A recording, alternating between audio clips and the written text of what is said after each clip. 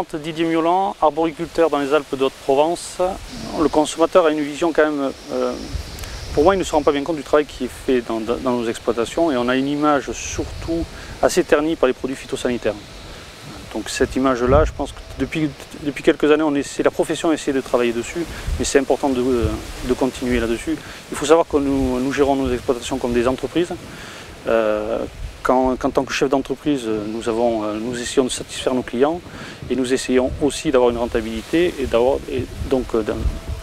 des coûts de production le moins important possible. Donc nous pilotons en permanence tous les processus pour nous permettre de diminuer les intrants, d'être en parfaite conformité par rapport à la réglementation. Donc on est toujours en train d'essayer de diminuer les produits phytosanitaires, d'en utiliser le moins possible. Pour essayer de limiter les intrants, ce qu'on fait, c'est qu'on fait beaucoup d'observations dans nos vergers.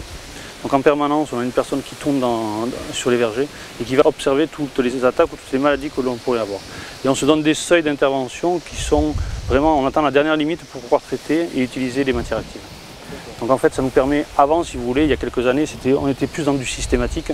Donc on préservait le verger, toutes les semaines on passait pour certains traitements, on était sûr de ne pas être embêté, on préservait notre produit.